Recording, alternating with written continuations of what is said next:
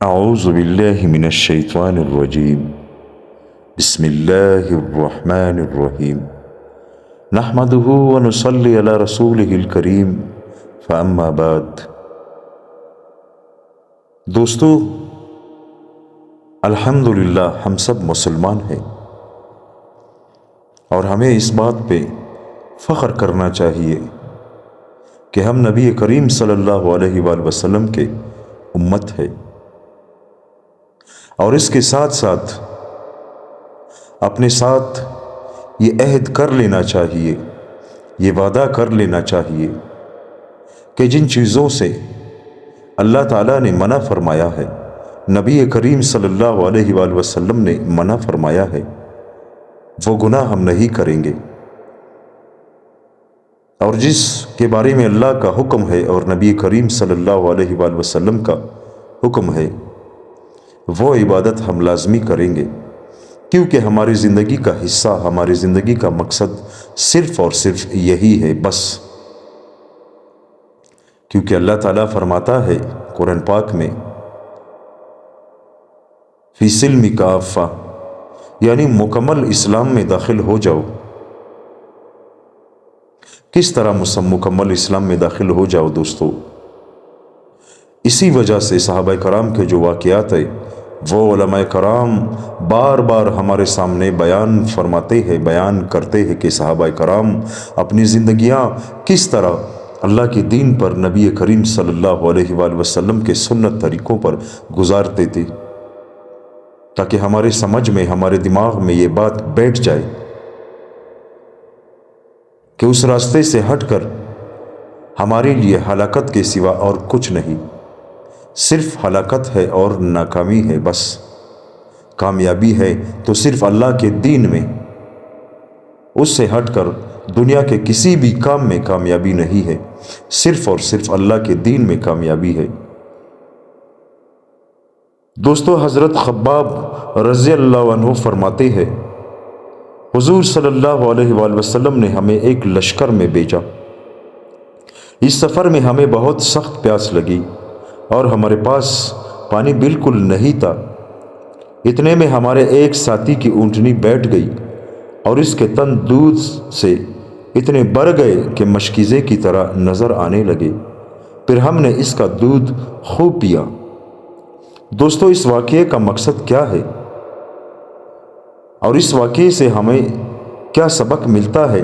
اس واقعے سے ہمیں یہ سبق ملتا ہے کہ صحابہ کرام نبی کریم صلی اللہ علیہ وآلہ وسلم کے بتائے ہوئے راستے پہ چلتے تھے اور اپنی جانوں کے نذرانے پیش کیے تو اللہ تعالیٰ کا غیبی مدد انہیں ہر حال میں پہنچتا تھا۔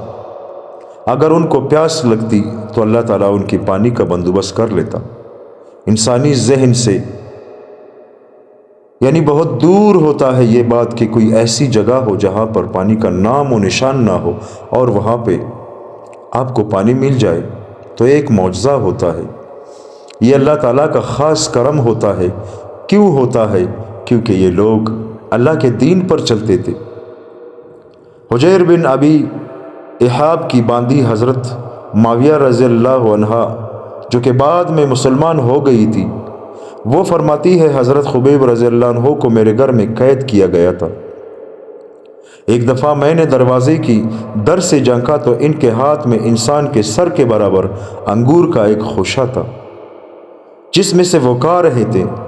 میرے علم میں اس وقت روئے زمین پر کہیں بھی کھانے کے لیے انگور نہیں تھا، تو یہ انگور اس صحابی کے پاس کہاں سے آیا؟ دوستو، ذرا سوچئے، جب ایک صحابی قید میں ہوتا ہے اور اس کا رزق کا انتظام اللہ تعالیٰ آسمانوں سے کر لیتا ہے اور روئے زمین پر کہیں پر بھی انگور موجود نہیں تھا، لیکن اس صحابی کے ہاتھ میں انگور تھا، تو سوچنے کی بات ہے، معجزہ ہے یہ اللہ تعالیٰ کی غیبی مدد ہے۔ اللہ تعالیٰ کی غیبی مدد آتی ہے اگر ہمارا ایمان اور ہمارا یقین اللہ پر ہو اور ہم سچے مسلمان ہو تو اللہ تعالیٰ کی غیبی مدد بالکل آتی ہے۔ یہ ہمارا ایمان ہونا چاہیے۔ حضرت سالم بن ابل جود رضی اللہ عنہ فرماتے ہیں حضور صلی اللہ علیہ وآلہ وسلم نے اپنے کسی کام کے لیے 2 آدمی بھیجے۔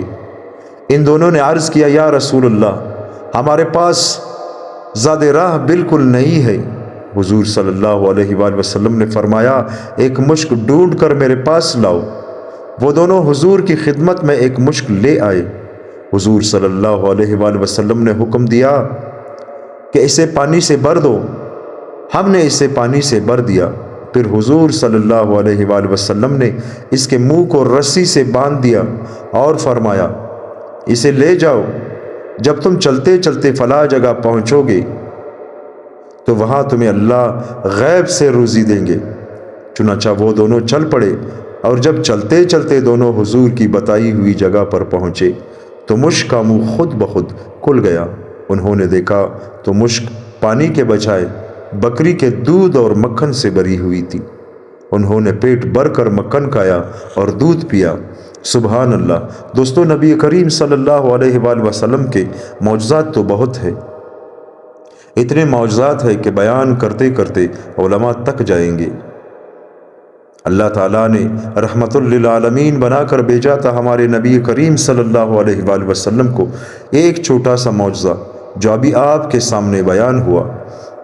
ایک مشکیزے میں، ایک مشک میں پانی بھر لیا جائے اور حضور صلی اللہ علیہ وآلہ وسلم اسے بتا دیتا ہے کہ فلانے جگہ میں اس کا منہ کھول لینا، کیونکہ اللہ تعالیٰ نے جبرائیل علیہ السلام کے ذریعے نبی کریم صلی اللہ علیہ وآلہ وسلم سے یہ فرمایا تھا کہ ان صحابیوں کو فلانے جگہ کا بتا دینا۔ جب یہ لوگ وہاں پر پہنچے تو اس مشک میں پانی کے بجائے دودھ تھا اور اس کے اوپر مکھن تھا۔ یہ کیا ہے میرے پیارے بھائی اور دوستو؟ یہ اللہ کی غیبی مدد ہے۔ ایمان پختہ ہو، یقین اللہ پر ہو تو پتھر سے پانی نکلتا ہے اور بنا بادل کے ہی بارش برستی ہے۔ لیکن صرف ایک بات ہے کہ یقین اللہ پر ہو اور رازق اللہ کو جانے اور خالق اللہ کو جانے کہ ہمارا رازق اور خالق صرف اور صرف اللہ ہے۔ ہر حال میں ہمیں وہ رزق دے گا۔ موت دینے والی وہی ذات ہے، زندگی جس نے دی وہی ذات ہے، قبر کے اندر ہم پر رحم فرمانے والا وہی ذات ہے۔ اگر ہم اس دل سے، یعنی اس سچے دل سے اللہ پر یقین کر لے تو ہماری مدد کہیں پر بھی ہو سکتی ہے۔ 313 صحابہ اور ایک طرف لاکھوں کی تعداد میں کفار، لیکن شکست کفار کو ہوئی۔ کیوں ہوئی؟ کیونکہ مسلمان اللہ کے لیے لڑ رہے تھے۔ مسلمانوں کے دلوں میں دنیا کا کوئی لالچ نہیں تھا، نہ ہی وہ کسی زمین کے لیے، نہ ہی وہ کسی جائیداد کے لیے، بلکہ صرف اور صرف کفار کے سامنے کھڑے تھے، اپنے سینے تان کر اللہ کے لیے اپنی جانیں دے رہے تھے۔ تو اللہ تعالیٰ نے فرشتے بھیج کر ان 313 صحابیوں کے ساتھ فرشتے مل کر کفار کو یعنی کیما کر دیا۔ حضرت عبداللہ بن سلام رضی اللہ عنہ فرماتے ہیں حضرت عثمان رضی اللہ عنہ اپنے گھر میں محصور تھے۔ میں سلام کرنے کے لیے حضرت عثمان رضی اللہ عنہ کی خدمت میں اندر گیا تو آپ نے فرمایا خوش آمدید ہو میرے بھائی کو، میں نے آج رات اس کھڑکی میں حضور صلی اللہ علیہ وآلہ وسلم کو دیکھا تھا۔ آپ صلی اللہ علیہ وآلہ وسلم نے فرمایا اے عثمان، ان لوگوں نے تمہارا محاصرہ کر رکھا ہے۔ میں نے کہا جی ہاں۔ پھر فرمایا انہوں نے تمہیں پیاسا رکھا ہوا ہے۔ میں نے کہا جی ہاں۔ پھر حضور صلی اللہ علیہ وآلہ وسلم نے پانی کا ایک ڈول لٹکایا جس میں سے میں نے خوب سیر ہو کر پیا، اور اب بھی میں اس کی ٹھنڈک اپنے سینے اور کندھوں کے درمیان محسوس کر رہا ہوں۔ پھر آپ صلی اللہ علیہ وآلہ وسلم نے مجھ سے فرمایا اگر تم چاہو تو اللہ کی طرف سے تمہاری مدد کی جائے، اور اگر تم چاہو تو ہمارے پاس افطار کر لو۔ میں نے ان دونوں باتوں میں سے افطار کو اختیار کر لیا۔ چنانچہ اسی دن آپ رضی اللہ عنہ کو شہید کر دیا گیا۔ حضرت ام شریک کا قصہ گزر چکا ہے کہ وہ سوئی تھی تو خواب میں دیکھا کہ کوئی انہیں پانی پلا رہا ہے۔ جب وہ سو کر اٹھی تو وہ سیراب تھی۔ دوستو، یہ یقین ہوتا ہے۔ صحابہ کا اللہ پر یقین تھا، اللہ کے رسول صلی اللہ علیہ وآلہ وسلم کو وہ اللہ کا سچا نبی مان کر ان پر ایمان لائے۔ تبھی اللہ تعالیٰ نے صحابہ کی غیب سے مدد کی۔ حضرت مقداد رضی اللہ عنہ کی بیوی حضرت زبیعہ بنت زبیر رضی اللہ عنہما فرماتی ہے، لوگ 2 یا 3 کے بعد قضاء حاجت کے لیے جاتے تھے، کیونکہ کھانے کو ملتا نہیں تھا، اور جو کھانے کو ملتا تھا وہ ایسا خشک ہوتا تھا کہ اونٹ کی طرح مینگنی کیا کرتے تھے۔ ایک حضرت مقداد قضاء حاجت کے لیے گئے، بقیع الغرقد میں جبا مقام میں ایک بے آباد جگہ قضاء حاجت کے لیے بیٹھ گئے۔ اتنے میں ایک بڑا سا چوہا 1 دینار اپنے بل میں سے باہر لایا اور ان کے سامنے رکھ کر اپنے بل میں چلا گیا، اور 1 دینار لاتا رہا یہاں تک کہ 17 دینار ہو گئے۔ حضرت مقداد وہ 17 دینار لے کر حضور صلی اللہ علیہ وآلہ وسلم کی خدمت میں حاضر ہوئے اور سارا واقعہ عرض کیا۔ حضور صلی اللہ علیہ وآلہ وسلم نے پوچھا، کیا تم نے اپنا ہاتھ بل میں داخل کیا تھا؟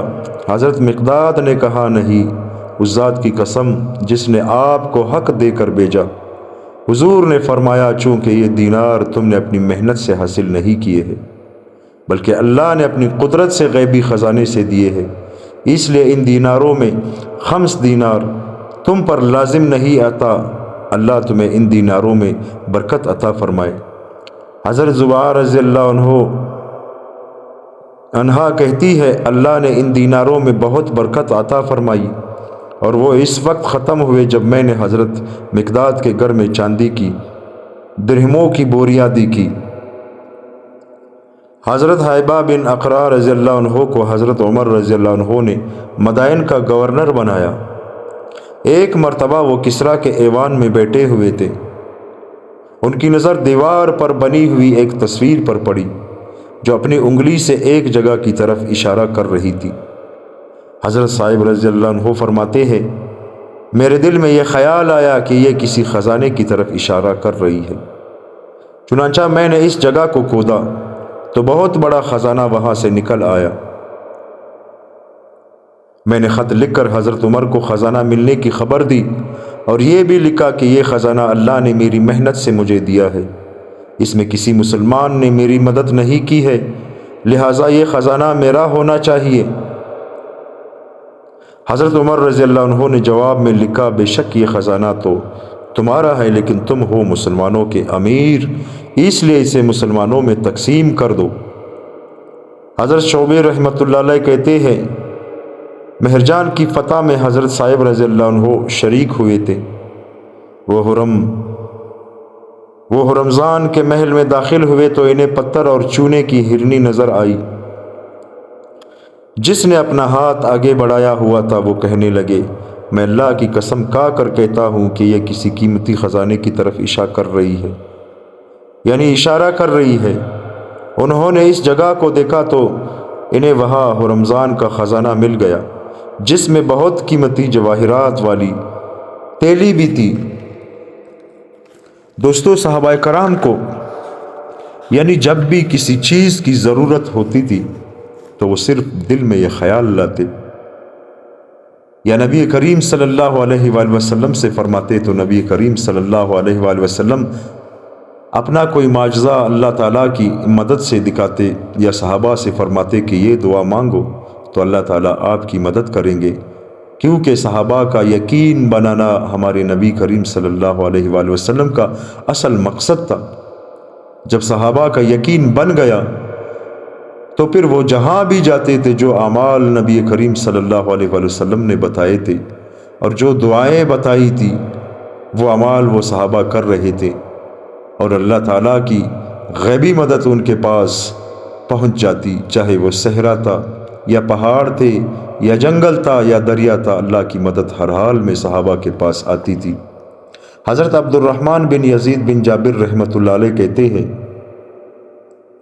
حضرت ابو امامہ رضی اللہ عنہ کی ایک باندی جو کہ پہلے عیسائی تھی، انہوں نے مجھے یہ واقعہ بیان کیا کہ حضرت ابو امامہ کو دوسروں پر خرچ کرنا بہت پسند تھا، اور وہ اس کے لیے مال جمع کیا کرتے تھے، اور کسی سائل کو خالی ہاتھ واپس نہیں کرتے تھے۔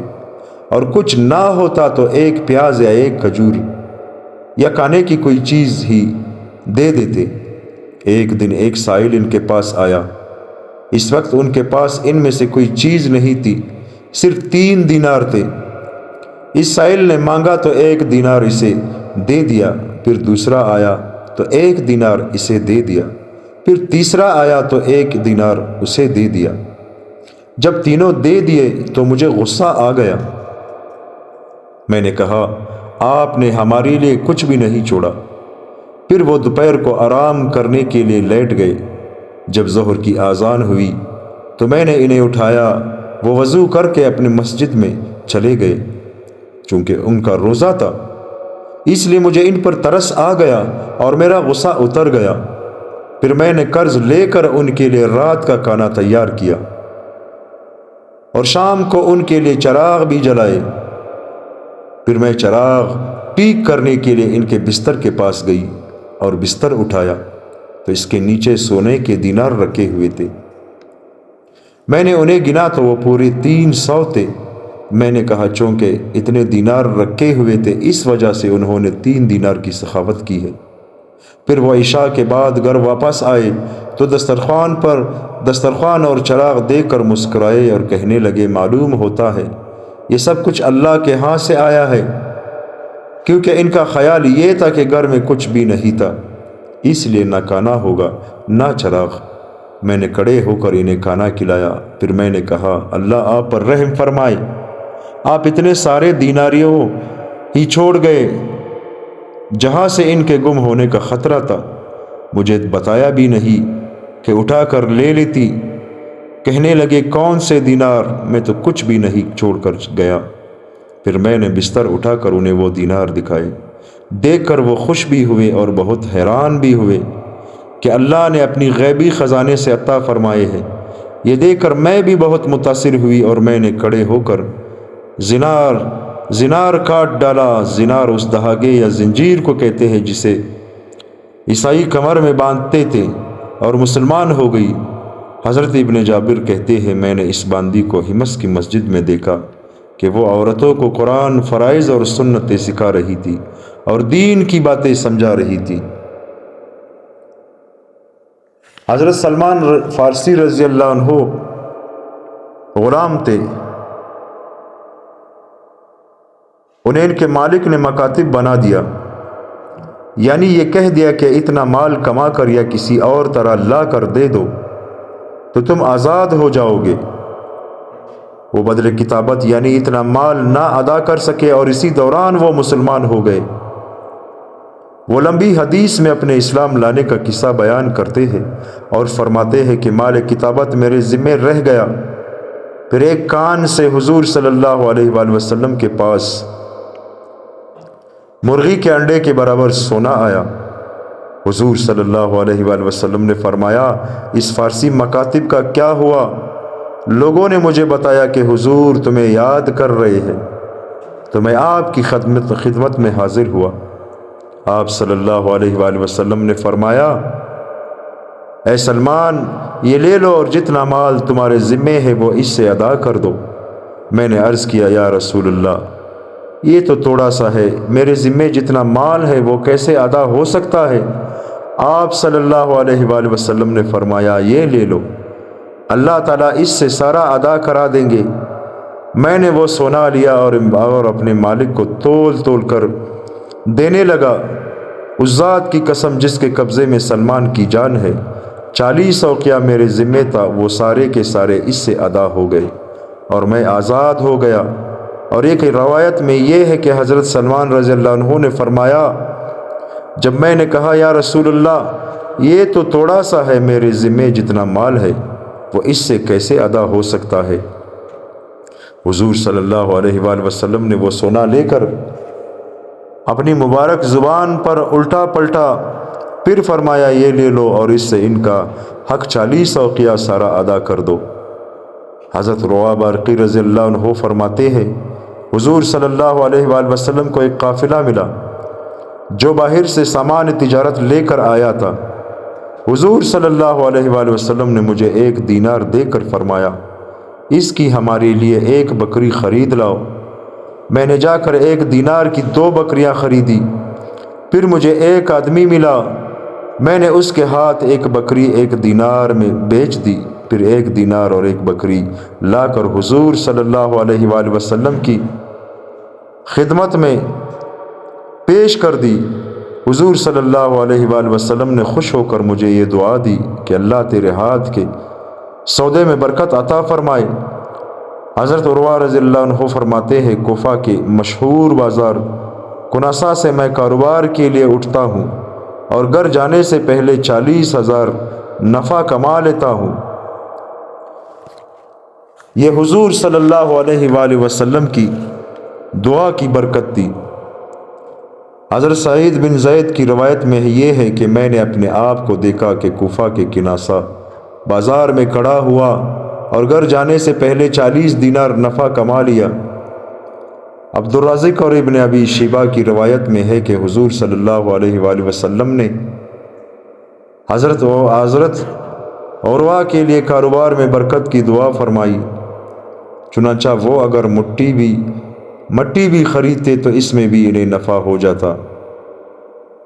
حضرت ابو عقیل رحمۃ اللہ علیہ کہتے ہیں، مجھے میرے دادا حضرت عبداللہ بن ہشام رضی اللہ عنہ بازار لے کر جاتے اور غلہ خریدتے۔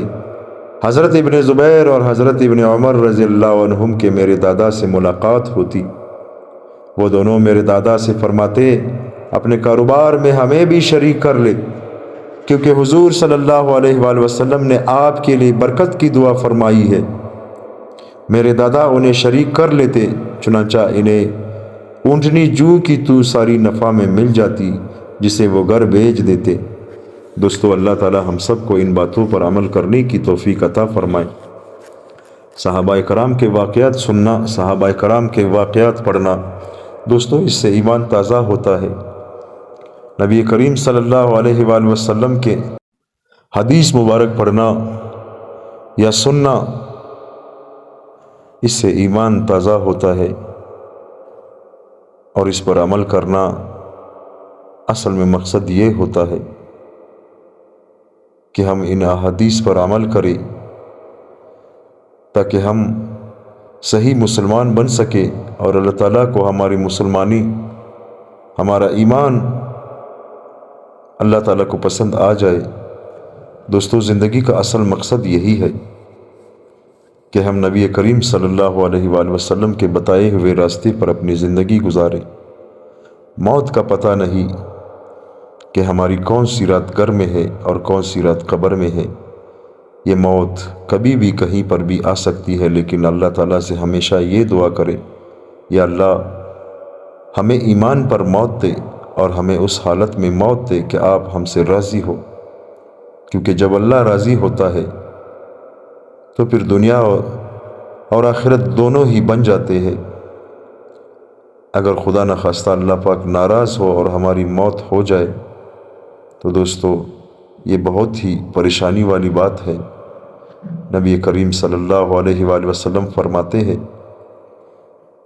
کہ جب مردے کو قبر میں رکھا جاتا ہے اور جب پہلی بار ان کی آنکھ قبر میں کھلتی ہے اور جو چیخ اس کے منہ سے نکلتی ہے، اگر اس دنیا کے انسان وہ چیخ سن لے تو سب کے کانوں کے پردے پھٹ جائیں گے، کیونکہ یہ ایسی پریشانی والی جگہ ہے قبر۔ جس کے اعمال اچھے ہو اور اللہ اس سے راضی ہو اور اسی حالت میں اس کی موت آ جائے تو اس کے لیے تو خوشیوں کی برسات ہے۔ اگر خدا نخواستہ اللہ ناراض ہو اور موت آ جائے تو پھر ہلاکت ہے میرے بھائی اور دوستوں۔ نبی کریم صلی اللہ علیہ وآلہ وسلم پر کثرت سے درود پڑھا کرے، کیونکہ نبی کریم صلی اللہ علیہ وآلہ وسلم پر درود پڑھنے سے اللہ تعالیٰ بہت ہی خوش ہوتا ہے اور فرشتوں سے فرماتا ہے کہ میرے اس بندے کے لیے مغفرت کی دعا کرو۔ دوستو، اللہ تعالیٰ ہم سب کو نیک انسان، نیک مسلمان بنائے اور ان باتوں پر عمل کرنے کی توفیق عطا فرمائے۔ آمین ثم آمین۔